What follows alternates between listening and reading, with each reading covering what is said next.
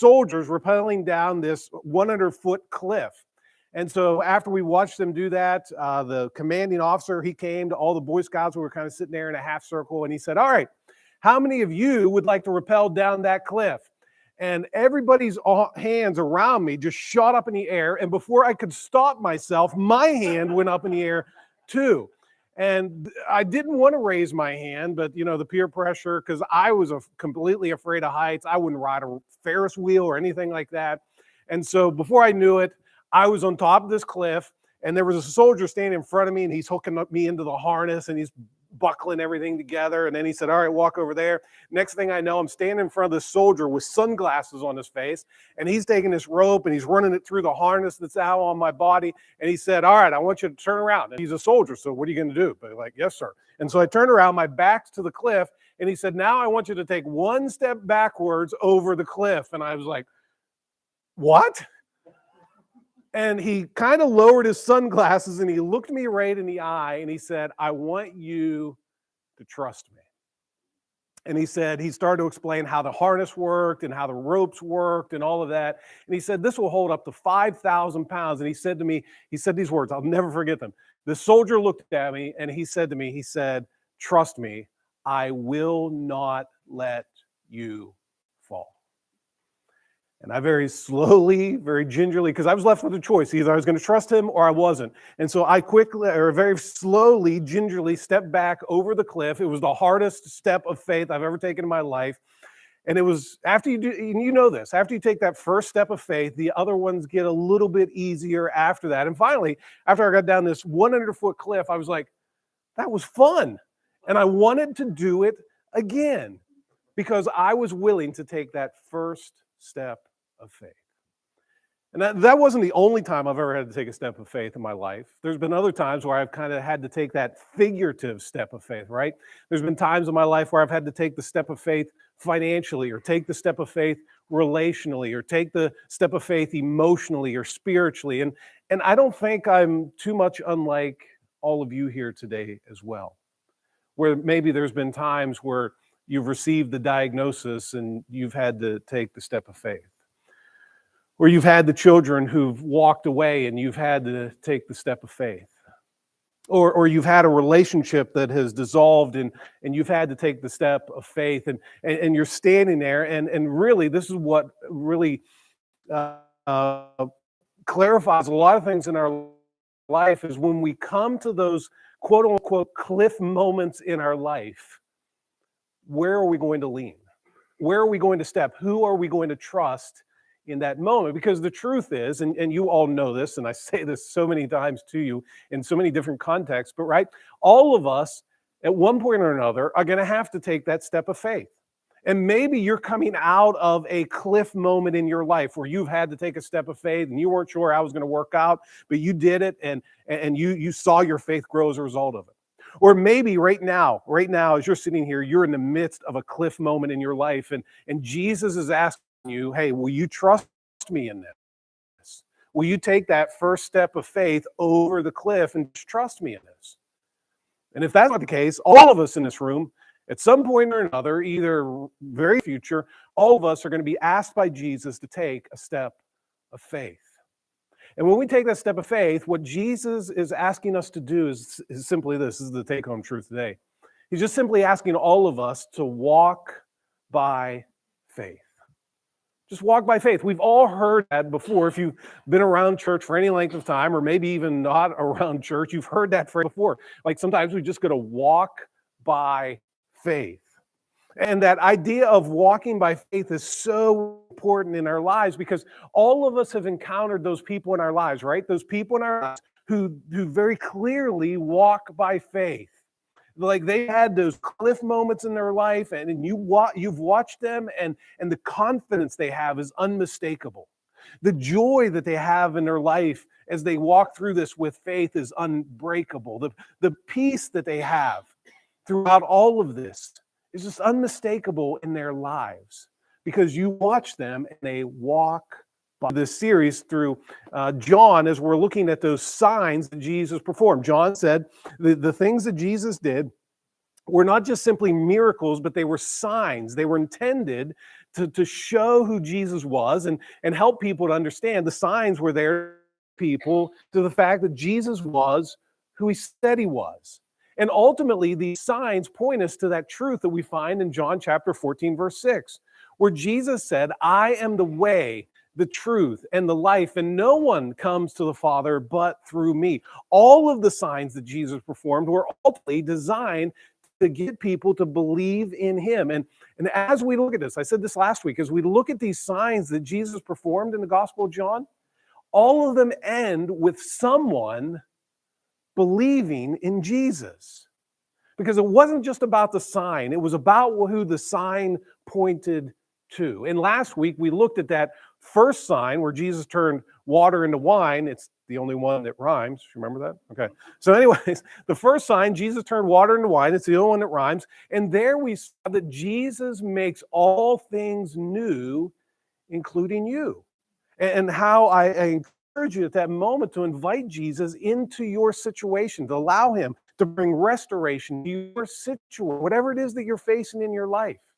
And there we saw the disciples, as they saw Jesus turn that water into wine, it says they saw the glory of God. The glory of God was revealed in that, and they believed in him. And that's the first sign. And actually what we're going to look at today is the second sign that John says Jesus performed. And what had happened is, after that first sign in John chapter 2, Jesus left Galilee, which is in the northern part of Israel, and he traveled to Jerusalem. And when he was in Jerusalem, this is where we have the famous altercation and the famous conversation. Okay, the altercation happened when Jesus got to Jerusalem and he walks into the temple, and all the people there, they're selling all of these things and they're trying to make a profit. And that's where he flips over all of the tables and he drives the money changers out. And he said, my father's house to be a house of prayer, and you have made it a den of thieves. That famous altercation. Then in John chapter 3, that's where we have the famous conversation, where Jesus is talking to Nicodemus at night. It was Nick at night.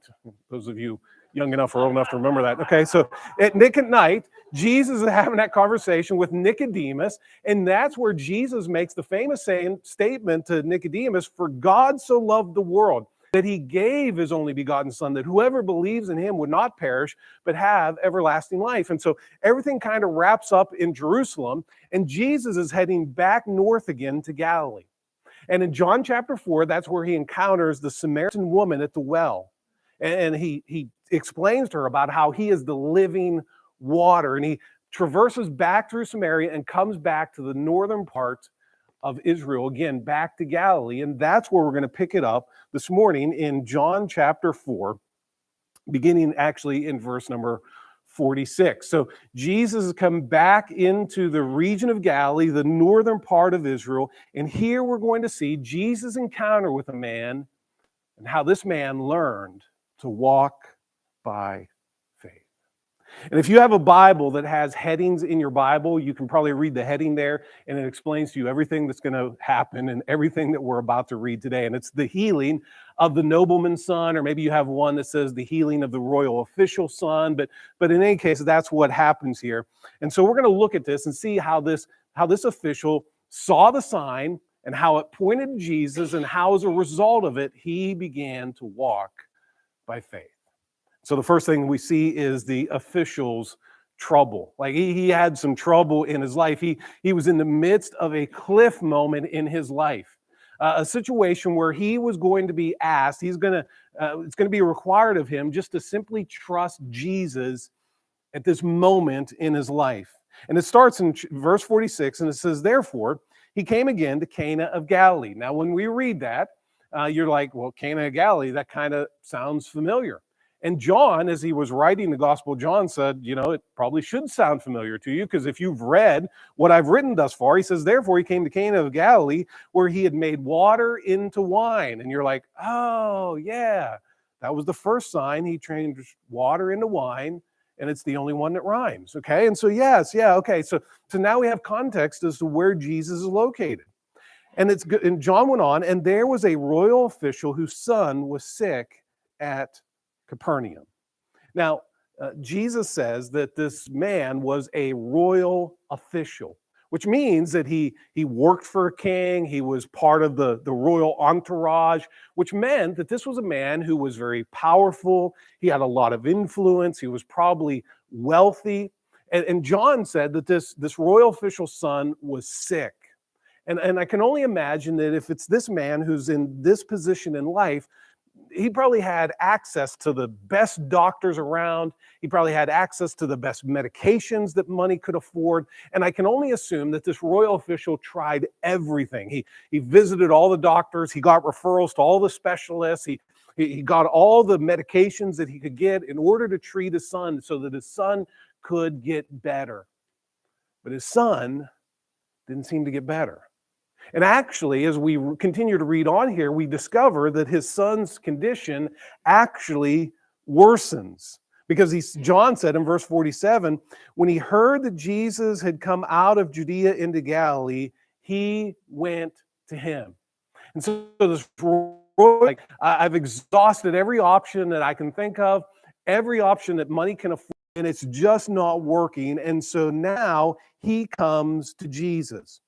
And he heard that Jesus was in Cana of Galilee. And don't forget, the royal official had lived in Capernaum, which according to Matthew chapter 4 was Jesus' home base when he started his ministry.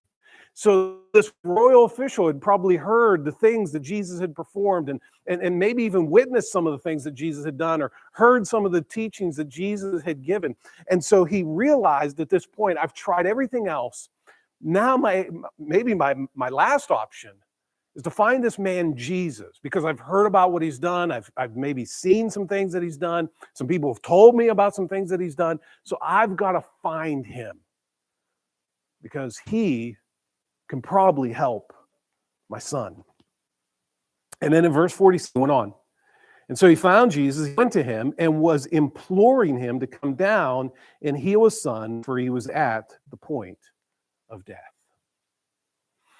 He was imploring him. The way John wrote that in the original Greek language was the idea that he was begging and continued to beg. He just wouldn't stop. He was that person that just continued on and on and on. And he was asking, he was begging, he was pleading, he was imploring him. He was asking Jesus, why don't you just come down to Capernaum? Come with me, because my son who is sick is now at the point of death. And I don't know where else to turn. I don't know, maybe you have been in those positions before, where you've tried everything else, or maybe you're a good Christian, and maybe when these things happen, Jesus is your first option, not your last resort. And you've come to this cliff moment in your life, you have trouble, and you just don't know where else to turn, and so you come to Jesus. I remember about 10 years ago, Beth was diagnosed with cancer. And she was at the doctor, and I remember sitting in the doctor's office and the doctor telling us that the tumor was malignant. And it just took both of us by surprise. She was a fairly young woman at the time. And so we left the doctor's office and we sat in the car, and through tears, because when you hear the word cancer, your mind goes all these places. And just sitting there in the car, we just prayed, because we were at this cliff moment in our lives. And we, at this point, were going to have to take a step of faith. And could it not be, and we're going to see this maybe even more clearly next week, but could it not be that Jesus brings us to those cliff moments in our life to actually grow our faith? Could it just be that the difficulties and the troubles and the dark moments in our life are not just happening by random, but there is a God behind it all who actually cares about you and says, I want to get you to the edge of the cliff because I want you to take that step of faith, and I want you just to trust me in this. Psalm chapter 119, verse 67, David wrote there, he said, "Before my affliction I went astray, but now I keep your word." And there was David. He was saying, hey, before I experienced the trouble in my life, my heart was always going astray. I was continuing to do things in disobedience. But now when I faced the trouble in my life, it kind of hemmed me in. It helped me to learn to just simply walk by So that's his trouble. But it goes on here, and we see next the official's test. You see, Jesus always wants to move us from a frail, fragile, feeble faith to a faith that is unmistakable and unbreakable and unshakable. And oftentimes, he will bring us to these cliff moments in our life to find out if we're going to lean into him or not, because it's these moments in our life, these pivotal circumstances in our life, where we learn if we're actually going to trust him or not. And Adrian Rogers, the famous pastor who died a number of years ago, he said this. He said, "A faith that is not tested is a faith that cannot be trusted." And so here, Jesus brings this royal official to the edge of the cliff, and look at what it says in verse number 48. So Jesus said to him, "Unless you people see signs and wonders, you simply will not believe." Now, this man, he's come and he's fallen at Jesus' feet and he's begging and he's imploring and he's pleading with Jesus. And it's almost like Jesus pouring cold water on this man. And he says, what's the deal here? He says, unless you people see signs and wonders, you simply will not believe. Now, there have been many times where I've heard sermons on this passage of scripture, and every time it comes to verse 48, I've always heard that Jesus' response here was a harsh criticism to the people. But when I read it, I don't see it as a harsh criticism so much as I see it as a tender encouragement to the people. Because look at what it says. It says that Jesus said to him, he said to the man, "Unless you people," in the original Greek, it's third person plural. And so what Jesus is looking at the man, he says, "Unless all y'all," right? A lot of people have gathered around Jesus here. And he says, "Unless yins guys see signs and wonders, you simply will not believe." So he may be talking directly to the man, but he's talking to him in such a way that he wants everyone standing there to hear.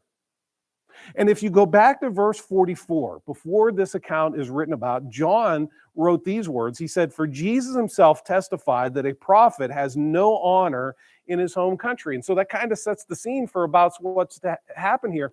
And so I think it's a tender encouragement by Jesus, because he realizes you're just probably not going to believe unless you see something. And I don't think it's a harsh criticism so much as it is a tender encouragement to the people. Listen, I understand it. Unless you all see signs, you won't believe.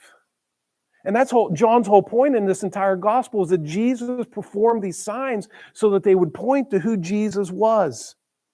I remember, and basically what Jesus is saying, he's saying to the people, don't get enamored with the signs. What I want you to see is to whom the signs point. A few weeks ago, we were at Penn State Altoona. We were watching a men's volleyball game, and I had to use the restroom. But I hadn't, the first time I'd ever been in the building there. And so I walked out of the concession stand. I asked the girl behind the concession stand, I said, "Where's the restrooms?" And she pointed around the corner and she said, "Just go around this corner." And then she said this, she said, "And just follow the signs." And I came to the first sign that pointed to where the restrooms were. I didn't stop there and say, "Whoa, that is such a beautiful sign." No. I followed the sign and I ended up at the restroom, okay? Because that's what the sign is there for. And so I think what Jesus is saying here is saying, listen, guys, don't get enamored with the sign. What I want you to see is to whom the sign points. And I want you to see this, and I want you to believe in me. And we see the official's heart a little bit in the very next verse. In verse 49, the official said to him, "Sir, come down before my son dies." Like, I don't understand all the theology that you're talking about. All I'm asking you to do is really just two options. That is probably what's going on in the official's mind. Option number one, Jesus comes back with me to Capernaum and my son lives. Option two, Jesus doesn't come back to Capernaum with me and my son dies. I mean, when you read that, he's thinking those are the only two options that are available to me. So, sir, please come with me so that my child will not die. But Jesus says, "Oh, no, listen. You only see two options?" Jesus says, no. I have a third option. Look at what it says in verse 50. Jesus said to him, "Go, your son lives." What do you mean? If you don't come, my son's going to die. If you come, my son will live. But Jesus said, no, here's the third option. You just go, because your son lives. And the way it's written in the original language, this is fascinating to me. It's written in such a way where Jesus said, go and don't worry. Go and don't hurry. Just go about your business. Don't hurry, don't worry, because your son lives. And at this moment, this official is standing on the edge of the cliff, and Jesus has lowered his sunglasses, and he's looked at him in the eye, and he said, do you trust me? Because what I want you to do next is to take a step of faith and walk by faith. So what we see next is the official's trust. Because right now, the official is standing on the edge of the cliff. He has a choice to make. Either he's going to believe Jesus, he's going to trust him, or he's not. And so in the midst of this choice, where Jesus kind of gives him a third option, kind of outside of what he was expecting, look at what it says in verse 50. After Jesus said to him, go, your son lives, the man believed the word that Jesus spoke to him and started off. Like, I don't know if you need to read between the lines here, but it doesn't appear as though the official argued with Jesus. He didn't try to convince Jesus to come with him. Jesus said, no, here's the third option. You go, your son is going to live. And the official believed the word that Jesus spoke to him, and he started off. He started to do what? He took a step of faith and just started then to walk by faith. And then in verse 51, as he was now going down, his slaves met him, saying that his son was living. You see, your belief will impact your behavior, right? What you really believe is going to determine and impact how you are going to live. And what we see here in this man, he begins to walk by faith, and what he believed Jesus to say was true, he began to live it out in his life. And here's just let me say this. Oftentimes we hear people who are sick or people who things aren't going well with them, and other Christian people will say to them, you're just going to have more faith. And then if you're in the South, they say, brother, got to have more faith, brother, okay? Or if it's a sister, you got to have more faith, sister. Like these things aren't working out for you because you don't have enough faith. Faith is what moves us when it appears as though God is not moving.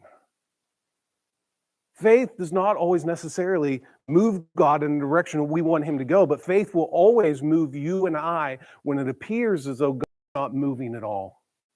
And that's exactly what happened in this man's life. He just simply believed Jesus. He started off, and on his way, he didn't even get all the way home. And he encounters his slaves, and they met him and saying, your son was living. Verse 52. So he inquired of them the hour when he began to get better.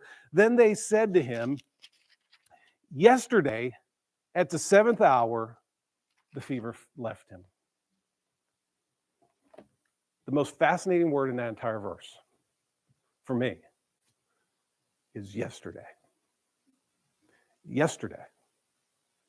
Yesterday. At the 7th hour, which would have been 1 p.m. Now, Capernaum was about 20 miles away from Cana, where Jesus was, where the royal official went. And again, he's a royal official. If he walked, a 20-mile walk would have been an entire day, but he probably didn't walk. He was a royal official, so he had a horse, he had a chariot to traverse those 20 miles. And according to my equine expert, Paula Rochelle, she told me that you can ride a horse 20 miles in 2 to 3 hours. Okay? So imagine this. He rides his horse, he meets Jesus. Jesus says at 1 o'clock in the afternoon, go, your son lives. Now his servants are telling him, hey, this happened yesterday at 1 o'clock. If it was at 1 o'clock when Jesus told him to go, it appears as though the royal official didn't head back home that day. He would have had more than enough time to make it home that day, but he stayed in Cana. Maybe he had some business to attend to there, but he believed Jesus enough. I don't have to hurry. I don't have to worry. And it wasn't until the next day that he went home. And his servants tell him it all happened in the 7th hour when the fever left him. And then John went on, and he said in verse 53, so the Father knew that it was at that hour in which Jesus said to him, "Your son lives." Like, I imagine he gets a chill that runs down his spine, and maybe tears begin to fill up in his eyes, and he looks back in the direction of Cana and remembers that it was at that moment that Jesus told me to go because my son lives. And he probably, dug the spurs into the side of his horse, or he told the person who driving his chariot, "Let's go." And in a cloud of dust, he headed back home to Capernaum. And in verse 53, he continued, and he himself believed, and his whole household. So he gets home and he hugs his son who is now well, and he begins to relay the story and the events that just transpired in his life over the last 2 or maybe even 3 days. And he said, "Let me just tell you what happened." And then Jesus performed this sign, believed. They saw to whom the sign pointed, and they believed. And John, again, gives some commentary at the end, and he says, this is, again, a second sign that Jesus performed when he had come out of Judea into Galilee. So, as we walk by faith, because all of that is true, what should we do? Because in 2 Corinthians chapter 5, verse 7, it tells us there, we walk by faith, not by sight. That's exactly what we saw in this official's life. And many times we come to the scriptures and we read them so that we can be comforted or we could be encouraged. But ultimately, Jesus' words in the scripture is here to really change our lives so that we would believe, and our belief would change our behavior. Because it's so easy for us just to be religious, right? It's so easy just to attend church. It's so easy just to go through all the religious trappings, but it's much more difficult to actually walk by faith. So how do we do that? What should we do in light of that? And I want to encourage you to do this. Just live like God is telling the truth. That's what it means to walk by faith. It just simply means I'm going to live like God is telling the truth. Financially, I'm going to live like God is telling the truth. Relationally, I'm going to live like God is telling the truth. Emotionally, I'm going to live like God is telling the truth. Whatever area of my life, wherever I find myself in the cliff moments of life, I'm just going to live like God is telling the truth. So as I kind of wrap up, let me just kind of give you some handles on how to do that. How do we live like God is telling the truth? Number one is believe even when you do not see. And the royal official, he didn't see a son, John was okay, but he believed even when he did not see. Hebrews chapter 11, verse 1 tells us this: faith is the substance of things hoped for and the evidence of things not seen. We walk by faith, not by sight. When we live like God is telling the truth, it means I'm going to believe the truth even when I cannot see the evidence. Secondly, it means that I'm going to obey even when I do not understand. When I walk by faith, when you live like God is telling the truth, it means you obey even when you do not understand. The royal official said, "I don't understand." I had 2 options here. Jesus gave me a third option. I don't understand how he's going to do this, but you know what? I'm just going to obey, and I'm going to go. Like every time I get into my car, in order to start my car, they tell me I got to put the key in and turn the ignition. I have no idea. I don't understand how an internal combustion engine works, but I do my part, and I just trust that the engine's going to do its part. Like, I don't understand it. And there's a lot of things in our life that we don't necessarily understand, but it doesn't mean that we do not obey. So let me just ask you, what step of faith is God asking you to take today? And what's keeping you from taking that step of faith? Just simply obey even when you don't understand. And then thirdly, persevere even when you do not want. Like this royal official, these events took place over 2, maybe 3 days. Do you think ever during those 2 to 3 days, the royal official ever got discouraged? Like he was begging and begging and begging Jesus to come. Do you think the royal official ever thought this is just a waste of time? Do you ever think the royal official said, "I'm just so tired"? I mean, he was riding on dirty, dusty roads. It was probably hot. You ever think he just got tired and just wanted to quit? No, he persevered even when he didn't want to, even when he just kept going, even when he didn't want to keep on going. So live like God is telling the truth. Because your belief will impact your behavior. Because listen, when you face those cliff moments in life, you don't know what or who hangs in the balance. When you encounter those cliff moments in your life and you've got to walk by faith, you don't know who is watching you. You don't know who is about ready to put their faith in Jesus because of your walking by faith. You don't know who you're going to impact because of your willingness to walk by faith. So walk by faith and just simply live like God is telling the truth. And you, as you're going to hear in a moment, you are going to be glad that you did. Now, I want to wrap up today, and I'm going to ask Kaylin Garcia to come, and she's going to share her testimony, some things that have transpired in her life and how she, through all of that, just continued to walk by faith. So, Kaylin, come on.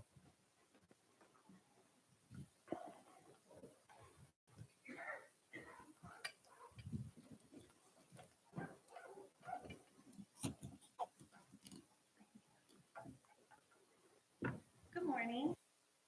For those of you who might not know me, like Pastor Ashley said, my name's Kaylin Garcia. I'm married to my loving husband, Comanche. Most people only know me through him, so I always have to throw that out there. We have a beautiful 8-year-old daughter, Charlie, and we've been coming to Hillside since Charlie was in the nursery. I have the most supportive parents in the entire world. I'm going to share my faith story after hiding something in my life for so long. I know that I'm not alone in my struggles, and I'm here to tell you today that you aren't alone either. At the end of this, I'm going to play a song called God is in This Story. All the people I just named are in my story, but most importantly, God is in mine too. I have been diagnosed with health anxiety and death anxiety. It started a couple years ago, but recently took over my life last summer. I have had so many panic attacks that I quit counting them. I've not only had them at home, but I've had them in the school pickup line, the grocery store, on days without sleeping, and fear that I would die in my sleep. Every single ache or pain that I would feel, or if I had the common cold, I immediately thought that I was going to die. I would constantly Google my symptoms and immediately spiral out of control and would contact my doctor over and over to be seen. I would check my oxygen and my heart rate no less than 30 times a day. I would count my breaths every hour and would shake in fear if I was above or below the average number. I wouldn't leave my house in fear of having something medically happen to me while I was out. I would make sure that my house was spotless, laundry was done, and all things for my husband and daughter were taken care of just in case I died that day. I would call my parents all hours of the day or in the middle of the night, just crying, not saying a word because I couldn't breathe. I would beg my husband to take me to the emergency room because I knew this was it. I was going to die that day. I would sit at my kitchen table for hours upon hours and just cry. I begged my doctors to send me to specialist after specialist. I have worn a 24-hour heart monitor, a 10-day heart monitor. I did a stress test. I had an echocardiogram, and I had a sleep study done. I also begged to get my blood tested monthly, and I'm only 33 years old. I got so bad that my doctor started to see me every 2 weeks. I would make her listen to my heart and my lungs over and over. I would cry so hard and would start to panic right in front of her in her office.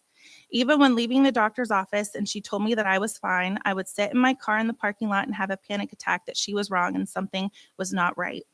I have had friends come over to my house to check my blood pressure. I would send pictures to my friends to see if I had blood clots, and I would have my parents spend the night with me countless nights because I didn't want to be alone while my husband was working third shift. I would make my husband use many of his personal days at work just to be home with me at night. I then practically begged him to change his shift at work so he could be home during my worst times, which was at night. I would disrupt my family and my friends while they were sleeping. If my husband was off, I would still be worried and would end up keeping him and my daughter wide awake all hours of the night because I didn't want to be alone at all and would just cling beside them. I knew that my husband, my daughter, my family, and my friends didn't deserve this broken version of me, and I knew that I didn't deserve this broken version of me. My mom would constantly say that I was under attack by the enemy, but I didn't want to believe it. I wanted to believe that it was Sunday, and it just so happened that on my Sundays to teach, I would wake up thinking I was having a heart attack, a stroke, or something else was wrong because I had every single symptom. It just didn't make sense to me that it could be the enemy because I teach vacation Bible school. I've also taught the bigger kids. So I would continue calling my parents when I was home alone when the attacks were happening. My mom reassured me that I was under attack by the enemy, that if I was working hard for God, Satan was going to try and work harder to bring me down. A friend that I knew was battling these anxieties and attacks sent me a quote not long after my mom continued to tell me it was Satan coming after me and getting bolder in God. The quote said, "Satan wouldn't be attacking you so persistently if there wasn't something of value inside of you. Thieves don't break into empty houses." That night, I had multiple panic attacks back to back to back. I couldn't breathe, but made it to the spare room to call my parents so my husband and daughter wouldn't see how bad I actually was. When I called, they began to pray so hard for me over the phone, and I was just crying and crying. My mom then shouted, "The devil does not want to mess with me or my daughter," and she rebuked him for me and told him to flee. All of a sudden, my tears turned to a smile that I have not truthfully felt since the year 2021. After our conversation, I went downstairs to do laundry, trying to keep my mind busy. When I was doing this, I was continuing the prayer that my parents had started. I was asking Jesus to help me, guide me, show me just how near he was to me. There is a poster on our basement wall that I usually never look at, but for some reason on this night while I was praying, I dropped a sock, looked up, and the poster read, "A fresh new start." Again, I smiled, another real smile that I have not felt in so long. I knew that Jesus was going to help me and give me a fresh new start. But why didn't I rely on him at the beginning of this? Why did I only use my own strength? To this day, I truthfully don't know. I was raised in such strong Christian faith and am now raising my daughter in the same faith, so why wasn't I using mine? In the beginning of my healing, there were times where I couldn't even pray. I would just listen to songs worshiping God and just cry. But I knew the Holy Spirit was in me and was doing the praying for me that I needed. I started doing one devotion book, then I started doing another. I was able to do these devotions, pray, and still listen to songs. So I started doing online sermons and more devotions. I started to read the book of Psalm, one chapter a day. I started doing prayer journals and a daily devotion with a close friend. I would still come under attack often. I would find myself in the middle of the night, wide awake, crying out to God, saying, "God, help me. I can't do this anymore. I just can't do this. Please." I knew my healing wouldn't happen right away, but I never doubted him because the Bible says to be still. I was learning how to fight back and use God's strength. I learned that fear and anxiety are not from God. God only wants us to be filled with joy and peace. So I learned to fight Satan, knowing that when I do, he has to flee. Right now, I'm doing so many devotions and prayer journals a day that instead of using the spare room for hiding and crying, I now use it to store all of them in. I recently hosted 2 online devotion groups with people that I know who also battle fear and anxiety. One of these groups are high school friends of mine. We decided to keep the group going after the devotion series was over, and now every single day we're praying for each other and building each other up. Now I can't even think about cleaning or doing laundry until I praise and worship him. I now fall asleep at night with no problems because I look forward to the next day's devotions. I now love to go outside and spend time with friends because I've learned to give him thanks for all that I have, see, and do. My prayers started out being just about me, but now I find myself praying more for others. I find myself sharing his word to others and will hear their name in my head over and over, and I know that I need to pray for them. I've also learned to pray and give thanks, thanking him for my daily victories, listing them one by one. I've learned that if you fight all of your battles surrendered to God, you will win every single time. I still have my days where I can feel my heart starting to race and my breath gets short, but I now know to say no. The devil has no control over me, and I have victory in Jesus' name. I learned to read Luke chapter 10, verse 19, as it reassures me that nothing can harm me. I learned to read Psalms 27 over and over just to remember that I have nothing to fear. I've learned by reading Ephesians chapter 6, verses 10 to 18, that I can put on the full armor of God to stand my ground. I've learned in 2 Corinthians chapter 12, verses 9 to 10, that it's okay to not be okay, and that what the enemy means for evil, God will use for good. I've learned by reading 1 Peter chapter 5, verses 6 to 10, to cast all of my anxieties, and trust me, it's really hard to do, on God because I know that he cares for me and is making me stronger throughout all of this. The hardest but most amazing thing that I've learned is in James chapter 1, verse 2, that whatever trial I face, I need to consider it pure joy because the testing of my faith produces perseverance, that God has promised to strengthen me and bring me closer to him. Throughout all of this, I've learned that doctors are great. My doctors have all been wonderful. They've all listened to me. They've never, ever dismissed me. Going to therapy is great. I have a therapist that I go to weekly that makes me journal, which I'm very thankful for because I can see how far I've really come. Being medicated is absolutely fine. Relying on others is absolutely fine. And I even relied on my dogs and my cat, which is absolutely fine. But I will tell you that there is no peace quite like I have found in Jesus. I wish I could explain it more, how filled I am with joy, peace, and comfort, but I know I would never be able to. All I can do is share his love and be the light that others may need. I promise you that no matter what situation you may be going through, God will give you strength.